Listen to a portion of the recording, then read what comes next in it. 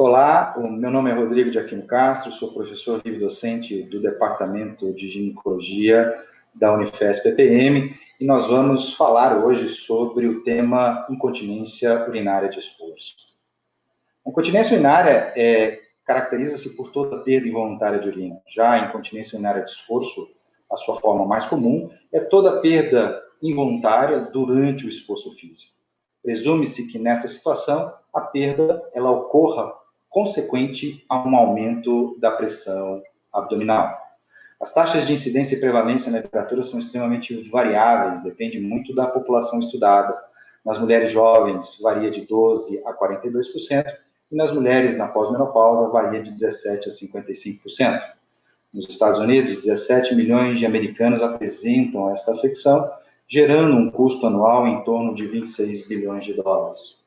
No Brasil, 10% das mulheres que procuram os nossos ambulatórios apresentam esta afecção.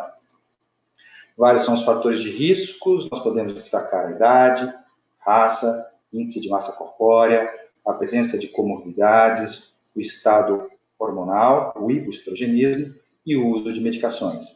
Mas não há dúvida que os dois principais fatores de riscos para a incontinência urinária de esforço é o trauma do parto e o envelhecimento tecidual. Observem vocês aqui a densidade muscular de um indivíduo de 5 semanas e um indivíduo de 81 anos, completamente diferente. O estudo EpiConte, ele é o principal trabalho na literatura que avalia esses fatores. Eles analisaram mais de 15 mil mulheres e observaram que a multiparidade, o parto cesáreo e o parto normal foram fatores de riscos importantes para a gênese da incontinência urinária de esforço. Os autores destacam também que 5 anos após o primeiro parto, houve um aumento significativo do risco de desenvolvimento da incontinência urinária de esforço. Vários foram os autores que tentaram analisar essa lesão neuromuscular. Anderson e Snooksen-Walsh, em 1984, e Smith, em 1989, utilizando eletromiografia e testes de condução do nervo pudendo, observaram lesões parciais do músculo pubococcígeo, esfíncter anal e estriado periuretral. Gilpin e colaboradores, em 1989, eles realizaram biópsia do músculo pubococcígeo e observaram denervação e renervação nas pacientes incontinentes.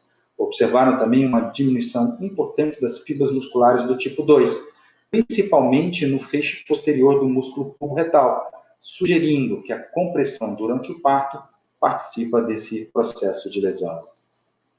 Lennox-Hoyt, em 2001, um trabalho extremamente elegante, eles avaliaram o músculo levantador do ânus utilizando a ressonância nuclear magnética. E os autores observaram lesões importantes desta musculatura em pacientes com prolapso genital, incontinência urinária de esforço, versus mulheres voluntárias assintomáticas. Várias são as teorias que tentam explicar a incontinência urinária de esforço.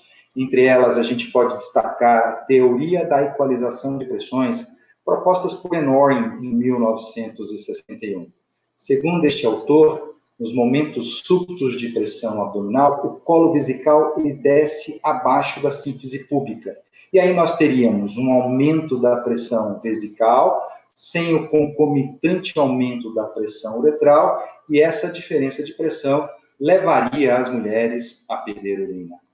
Outra teoria interessante é a teoria do defeito esfinteriano. Segundo esses autores, lesão em estruturas que compõem a uretra, como músculo, nervo, vaso e colágeno, levariam a mulher a perder urina. Em 1990, Petrus e Umenstein, eles introduzem a teoria integral. Segundo este autor, a continência ela seria mantida por um complexo eixo de forças, que tracionaria a uretra anteriormente, e um outro complexo eixo de forças posterior-inferior, que tracionaria essa bexiga posteriormente. Lesão nesse eixo de forças anterior, formado em especial pelo ligamento pubo-uretral, levaria as mulheres a perder urina. Por fim, nós teríamos, então, a teoria da rede, proposta por Delancey em 1994. Segundo Delancey, a uretra repousa em uma rede de sustentação formada por fibras elásticas e colágeno. lesão nesta rede de sustentação levaria a mulher a perder urina. O diagnóstico da incontinência urinária de esforço, ele é realizado através de uma boa anamnese e de um bom exame físico. Na anamnese, a queixa clínica é perda sincrônica ao esforço. No exame físico, a gente tenta reproduzir a incontinência e ainda excluir desordens neurológicas, avaliar o suporte pélvico e ainda excluir outras afecções pélvicas. O diagnóstico ele é eminentemente clínico, ele é correto em mais de 80% das vezes. O estudo urodinâmico é considerado o nosso padrão ouro entre os exames subsidiários. Ele tem a capacidade de avaliar as desordens do trato urinário inferior, ele tem a capacidade também de analisar as relações entre as pressões abdominal, vesical e uretral nas fases de enchimento e esvaziamento vesical. A taxa de falso negativo, ou seja, o exame não conseguir retratar esta incontinência urinária de esforço é pequena, ao redor de 25%. O estudo urodinâmico, talvez a principal característica dele é excluir e diagnosticar outras situações importantes dentro da incontinência urinária de esforço, que seriam os quadros de obstrução urinária, hipofunção do detrusor, defeito de esfíncter e ainda hiperatividade do músculo detrusor. Outro exame que a gente pode lançar mão é o teste do absorvente. O teste do absorvente quantifica a perda urinária, ele consegue monitorizar para a gente os efeitos terapêuticos durante o tratamento clínico e documenta a incontinência urinária de esforço quando esta não é detectável, nem pelo exame clínico e nem pelo estudo urodinâmico. Nós temos o teste ambulatorial de 1 hora e o teste domiciliar de 24 horas. Mas o que mais nós utilizamos é o teste simplificado com um volume pré-estabelecido. Nós pesamos um absorvente antes do tratamento, infundimos dentro da bexiga algo em torno de 250 ml e colocamos esse absorvente na região perineal. Solicitamos com que a paciente realize uma série de manobras, como tossir, pular e agachar, e depois repesamos este absorvente. Valores maiores do que 2 gramas, o teste é considerado positivo para incontinência urinária de esforço. Os questionários de qualidade de vida são extremamente interessantes, porque é uma afecção que impacta de forma significativa a qualidade de vida das mulheres. Nós temos os questionários genéricos, mas o que nós mais utilizamos são os questionários específicos, em especial o King's Health Questionnaire e o Incontinence Quality of Life Questionnaire, também denominado de eQUAL. O King's nós validamos para a língua portuguesa em 2005. Ele é constituído por 3 partes. Uma parte onde nós avaliamos a percepção geral de saúde, o impacto da incontinência. Uma segunda parte onde nós avaliamos as limitações das atividades diárias, física e social. Ainda avaliamos relações pessoais, emoção, sono e disposição e medidas de gravidade. E, por fim, uma terceira parte, onde nós avaliamos a escala de sintomas. Neste questionário, quanto maior a pontuação, pior é a qualidade de vida dessas mulheres. O eQUAL nós validamos para o português em 2009, é um questionário mais simples, ele apresenta 22 questões e 3 domínios, caracterizados por limitação do comportamento, impacto psicológico e embaraço social. Aqui, diferentemente do King's, quanto maior a pontuação, melhor é a qualidade de vida dessas mulheres. O tratamento ele caracteriza-se por clínico cirúrgico, né? O tratamento clínico ele vem ganhando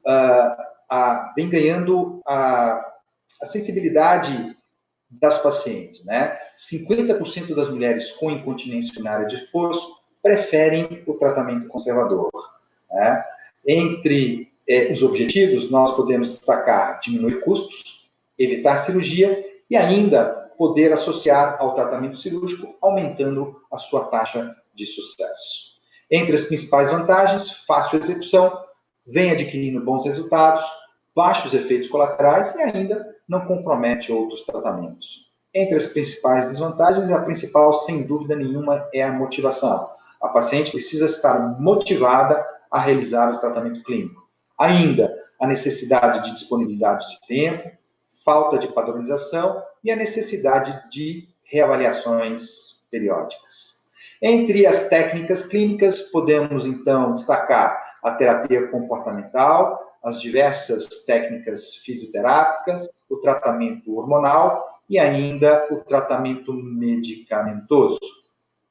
Com relação à terapia comportamental, essa se baseia na ideia de que o paciente incontinente ele pode ser ensinado sobre a sua condição. E a partir deste momento, a gente desenvolve uma série de estratégias no sentido de eliminar e minimizar a incontinência urinária de esforço. Ela pode ser subdividida em 3 fases. A primeira fase, a gente ensina como é o funcionamento normal do trato urinário. Qual é a frequência normal que a paciente deve urinar, quantas vezes ela pode acordar durante a noite para urinar, entre outras situações. E isso a gente faz, né, através do diário miccional, que é a determinação do padrão de micção dessa paciente, e a gente consegue também quantificar o número de perdas de urinárias que acontecem. E a terceira fase, ela é extremamente simples, ela começa com a instituição de tratamentos não complexos, que caracterizam-se por restrição líquida, esvaziamento vesical periódico e ainda atenção aos medicamentos utilizados. Com relação ao tratamento fisioterápico, a primeira técnica é a eletroestimação, foi descrita por Bors em 1952, ele descreve os efeitos do estímulo elétrico na musculatura do assoalho pélvico, porém é Caldwell que introduz a eletroestimação no tratamento da incontinência urinária em humanos. Naquele momento, ou seja, em 1968, ele tem uma taxa de sucesso ao redor de 70%.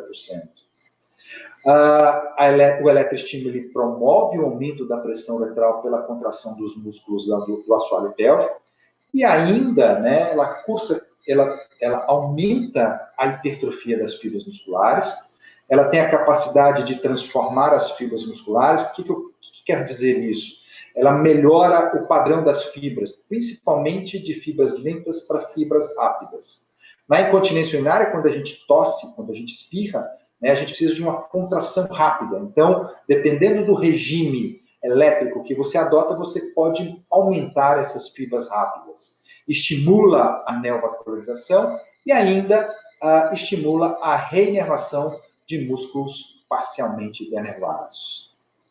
Com relação à técnica, ela pode ser ambulatorial ou domiciliar, paciente em decúbito dorsal em posição ginecológica, você introduz o probe no terço médio distal da vagina, região essa de maior superfície de contato entre o eletrodo e a área a ser estimulada, que é o músculo levantador do ânus. Os resultados são conflitantes, a taxa de cura na literatura varia de 30% a 50% e as taxas de melhora variam de 6% a 90%. Em 2004, a gente avaliou essa técnica, nós estudamos 34 pacientes com incontinência urinária de esforço, nós utilizamos uma corrente bipolar de 50 Hz com intensidade submáxima durante 3 meses de tratamento. E o que a gente pode observar, pessoal, é uma queda significativa e contínua do número de perdas de urina durante todo o tratamento. Os cones vaginais, vários autores demonstraram ser possível a contração desses músculos por meio da retenção de cones vaginais com pesos crescentes. Os cones são dispositivos de forma e tamanho iguais com pesos diferentes, variando de 20 a 100 gramas. Normalmente você introduz o cone na região vaginal, existe uma sensação de peso, um estímulo sensorial e, num primeiro momento, uma contração involuntária e, num segundo momento, uma contração voluntária dos músculos do assoalho pélvico. Os cones vaginais eles estão indicados nos casos leves e moderados de incontinência urinária de esforço, com índices de sucesso que variam de 14% até 78%.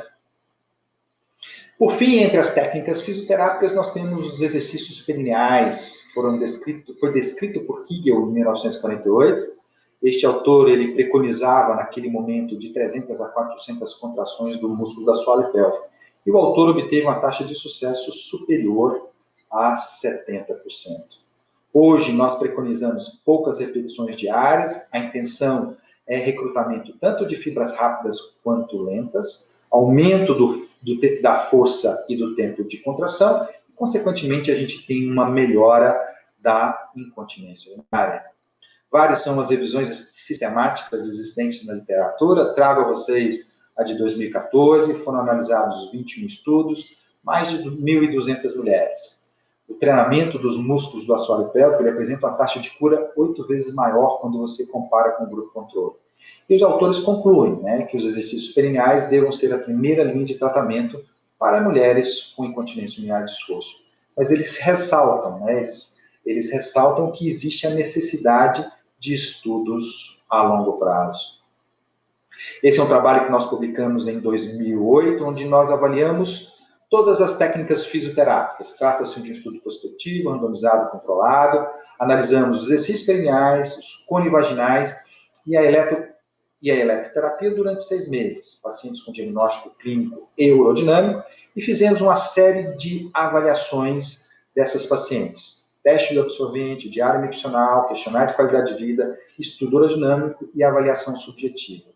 Trago a vocês a avaliação, antes disso, né, só caracterizando o nosso estudo, nós randomizamos 118 pacientes e no final do estudo a gente tinha 26 pacientes nos exercícios perineais, 24 pacientes nos cones vaginais, 27 pacientes no eletroestímulo e 24 pacientes no grupo controle. Portanto, uma amostra extremamente adequada. E assim, agora trago a avaliação subjetiva desse nosso trabalho. E observem os senhores que quando a gente compara todas as técnicas fisioterápicas, a gente tem uma taxa de satisfação que varia de 54% nos cones vaginais, 55% no eletroestímulo e 58% nos exercícios perineais versus 21% no grupo controle, mostrando que todas as técnicas fisioterápicas foram sim, conseguiram sim tratar estas mulheres com incontinência urinária de esforço. Com relação ao tratamento hormonal, talvez o grande destaque é o estrogênio. O estrogênio ele atua de forma muito significativa em todos os elementos importantes dentro da continência. Ele aumenta a espessura da mucosa, estimulando o efeito selante, melhora a pressão de transmissão à uretra, melhora o tônus e o trofismo muscular, aumenta a sensibilidade dos receptores alfa-adrenérgicos, melhora a vascularização. A vascularização ela é importante porque ela é responsável por 1/3 da pressão intrauretral, além de aumentar fibras elásticas e fibras colágenas. Porém, quando a gente avalia a literatura, os dados são desfavoráveis para a terapia estrogênica, tanto tópica quanto sistêmica, ok? Então, o que a gente acredita é que a terapia hormonal, como monoterapia, ela não atua, ela não consegue tratar mulheres com incontinência urinária de esforço. Mas em associação às terapêuticas fisioterápicas, por exemplo, a terapia hormonal, principalmente tópica, ela tem sim a sua ação. E entre os tratamentos clínicos, por fim, a gente tem os fármacos não hormonais, né? O exemplo é a duloxetina. A duloxetina, ela aumenta a recaptação de serotonina e noradrenalina na fenda sináptica. No centro da micção, então, a gente tem uma diminuição de recaptação, tá? Então, nós temos muita noradrenalina, muita serotonina, e quando essa via do glutamato está ativada, ela consegue, né, a noradrenalina potencializada pela serotonina, consegue estimular o nervo pudendo, aumentando o tônus uretral, melhorando a incontinência urinária de esforço. Quando a gente avalia os estudos placebo-controlados, a gente percebe, né, que sim, que a duloxetina, ela é melhor, né, aqui o quesito é qualidade de vida, ela melhora a qualidade de vida de mulheres quando comparado com o grupo placebo. Aqui já é uma avaliação do número de perdas de urina. Então, observem que após 12 semanas, houve uma diminuição significativa do número de perdas de urina nas mulheres que utilizaram a duloxetina.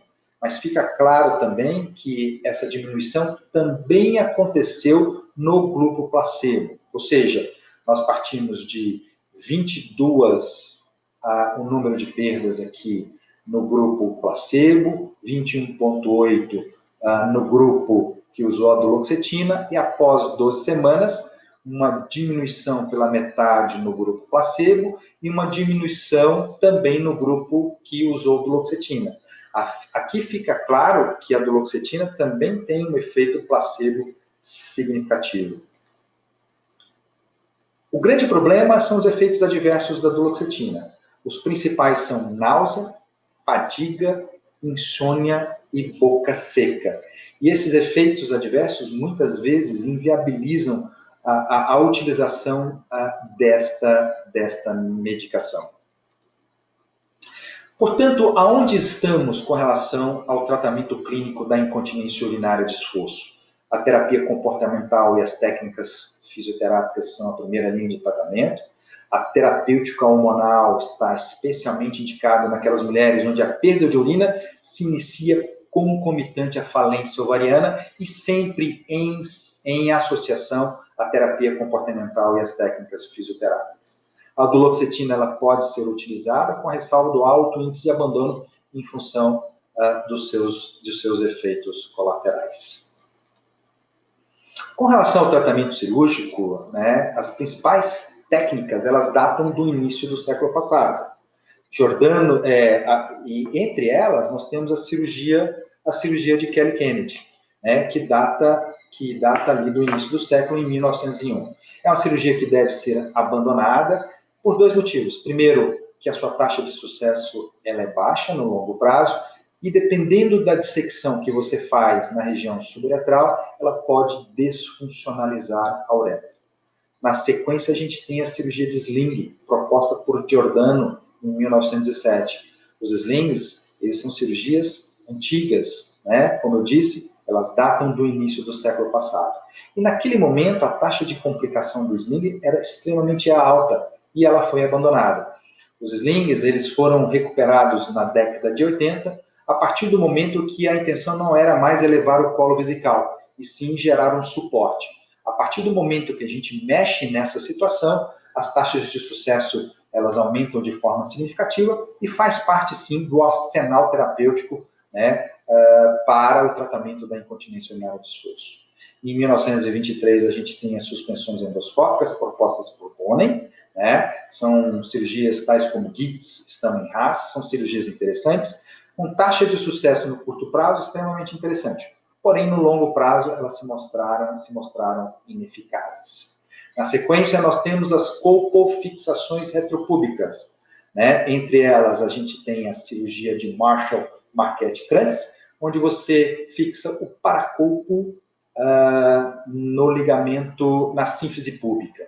E a cirurgia de Burt, né, introduzida em 1961, que você fixa o paracolpo no ligamento pectíneo. São duas cirurgias extremamente interessantes, com taxas de sucesso acima de 80% no tratamento de mulheres com incontinência urinária de esforço. E em 1996, Petrus e Umstein, eles introduzem o que nós chamamos de slings sem tensão. O que seria isso, né? Nós temos a primeira geração, como eu disse para vocês, proposta por Petrus e Umstein. Os dois baseiam-se na teoria integral, já discutida anteriormente, e introduzem o conceito de cirurgia minimamente invasiva. Porém, o que é uma cirurgia minimamente invasiva? São aquelas com menor tempo de duração, menor agressão tecidual e uma recuperação mais rápida. Com relação à técnica, nós podemos, então, realizar essa técnica tanto com anestesia local, com sedação, tanto com anestesia geral, quanto com raquianestesia.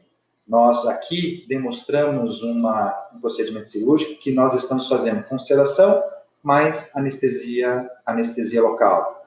Nós fazemos incisões na região suprapúbica bilateralmente.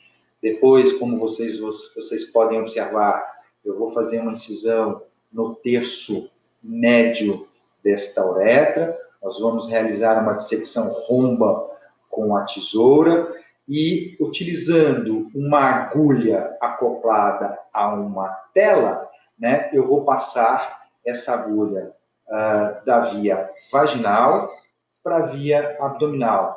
Observem vocês que existe uma fase cega que eu não controlo, né? Se existe uma fase cega, né, é importante dizer a vocês que existe a necessidade da realização de uma uretrocistoscopia para monitorar esta passagem da agulha, né? Extremamente importante. Então, esse procedimento, ele apresenta uma fase cega, então necessitando de forma muito significativa a realização de uma uretrocistoscopia.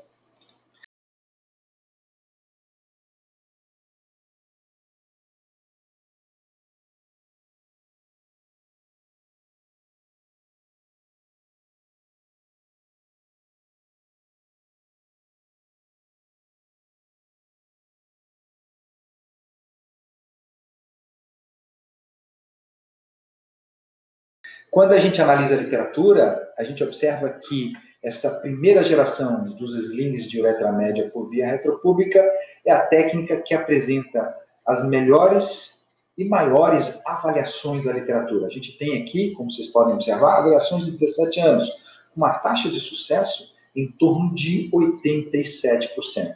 Não há técnica cirúrgica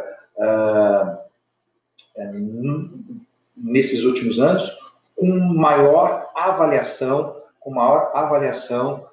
da literatura. Com relação às complicações menores, nós podemos então destacar a retenção urinária, os quadros de urgência, os quadros de urge-incontinência, a descrição de infecção urinária. Porém, as principais complicações relacionadas com essa técnica é a perfuração vesical, que varia na literatura de 3% a 24%. Depois que o cirurgião ultrapassa essa linha de aprendizado, a perfuração vesical ela atinge patamares menores do que 0,5%.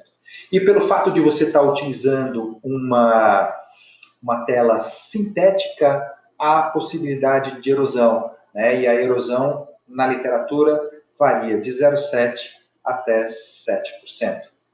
Complicações maiores são descritas, muito em função daquela fase cega que eu comentei com vocês, né? Nós podemos destacar aqui o sangramento excessivo, o hematoma, o abscesso pélvico, ainda a perfuração intestinal, quando você faz uma alça muito grande utilizando aquelas agulhas, ou se você lateralizar de forma muito significativa, você pode também pegar ramos da artéria ilíaca. Em função dessas complicações menores que eu citei a vocês, surge então a segunda geração dos slings de uretra média por via transobturatória. Agora, o espaço a ser vencido não é mais o espaço retropúbico, e sim o forame obturado. Foi preconizado por Der Lorme em 2001, este baseia-se na teoria da rede que nós já comentamos, e também tem características de ser minimamente invasivo. Com relação à técnica, né, então, existem duas. Uma em que você entra com uma agulha na região inguinal, né, na região perineal, né, acessa o foramen obturado e atinge o espaço suburetral. Aqui vocês podem observar que a tela ela fica mais verticalizada quando a gente compara com os slings retropúbicos. A tela fica muito mais verticalizada quando a gente compara com os slings retropúbicos.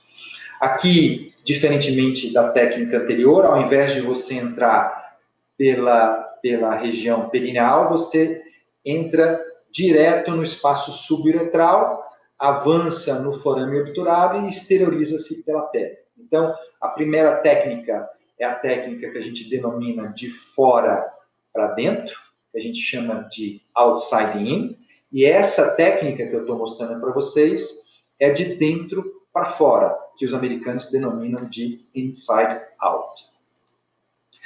É uma técnica também extremamente avaliada pela literatura. Nós temos avaliações de 1 ano, 3 anos, 5 anos, com taxas de sucesso extremamente adequadas, né? Aqui eu trago alguma das literaturas, né? E a taxa de sucesso, como vocês podem avaliar, varia de 73% até 97%.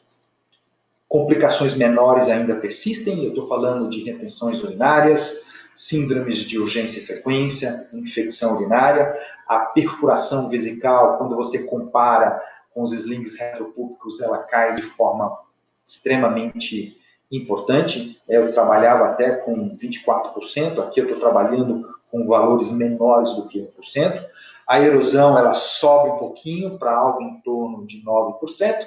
E uma nova complicação surge com os slings transobturatórios, que é a dor na face interna da coxa. É um tipo de complicação inerente a essa segunda geração, inerente aos slings de uretra média por via transobturatória. Complicações maiores ainda persistem, porque existe aqui uma fase cega ainda, você não controla toda a agulha em todo o seu trajeto. Então, sangramento excessivo acontece, presença de hematoma e presença de abscesso. Em função das complicações que eu comentei com vocês, surgem o que a gente chama de terceira geração, ou slings de incisão única ou mini slings. Como vocês vão poder observar, é uma cirurgia menos invasiva, menor dor, menor dissecção e tecnicamente mais simples. Observem vocês que aqui a gente faz uma dissecção no terço médio da uretra. Nós utilizamos, então, um introdutor acoplado à tela e direcionamos esse introdutor ao músculo obturatório interno, fazendo isso de forma bilateral. Então, a fase cega desse tipo de sling, ela minimiza de forma muito, muito significativa.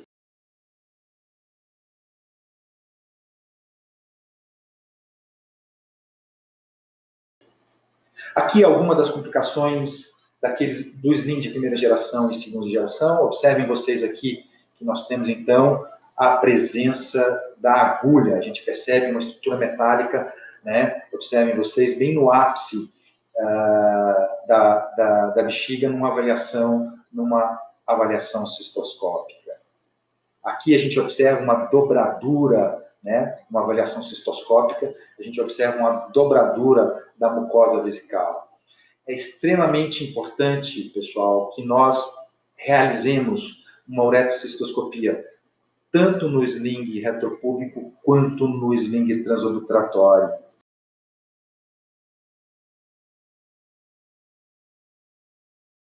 Tá?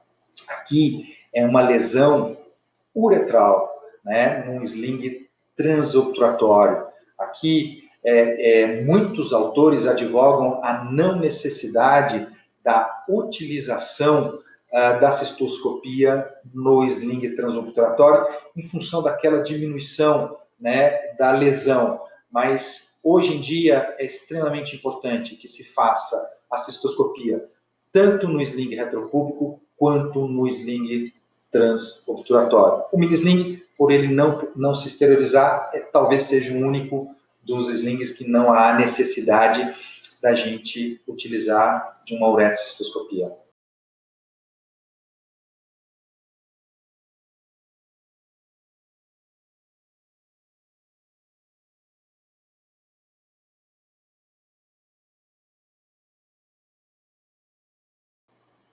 Aqui é a presença de um grande hematoma no sling transobturatório. E aqui é uma avaliação de uma tomografia mostrando também um grande hematoma num sling retropúbico.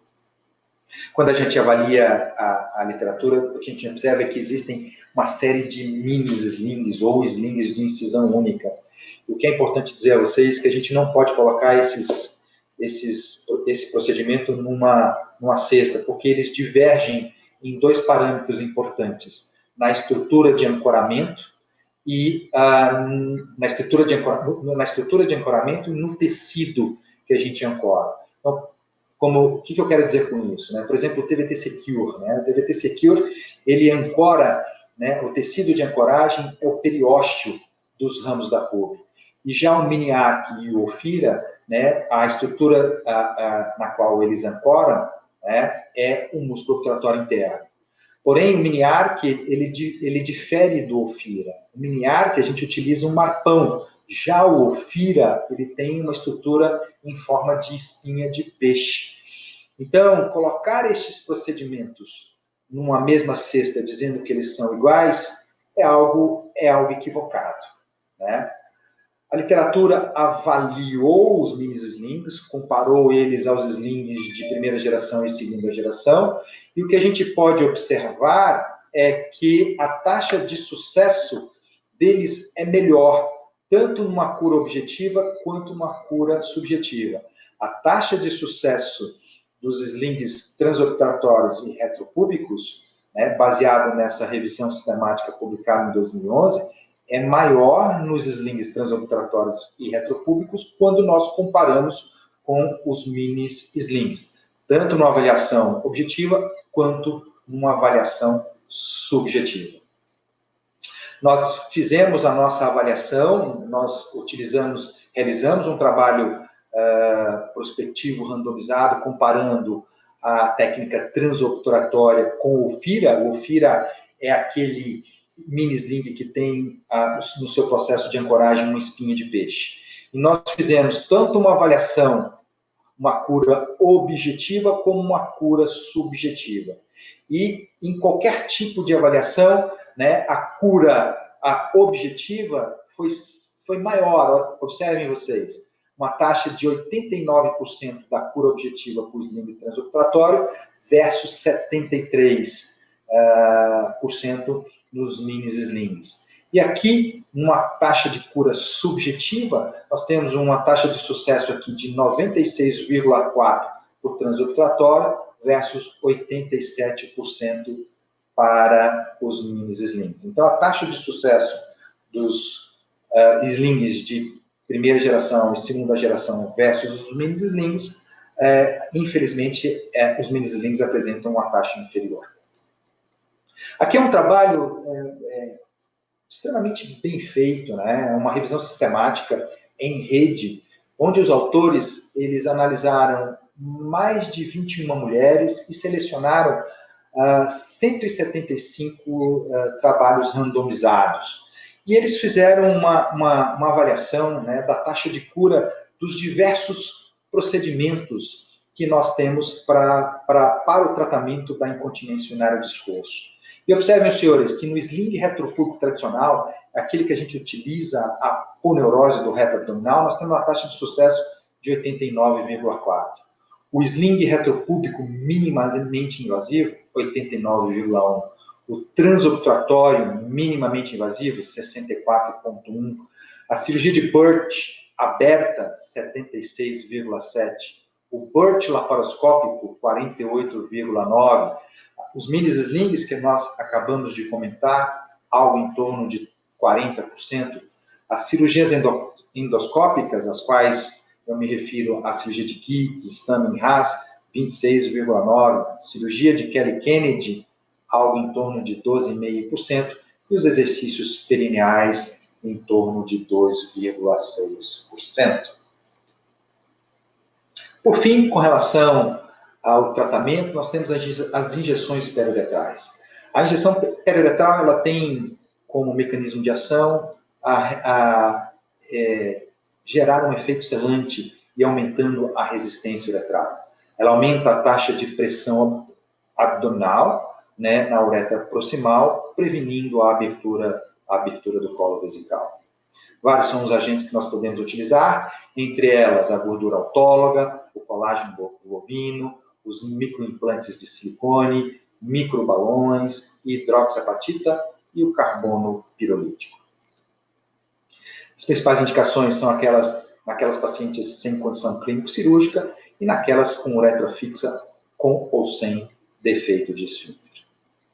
Contraindicação, hipersensibilidade ao material utilizado e nas pacientes com incontinência de urgência.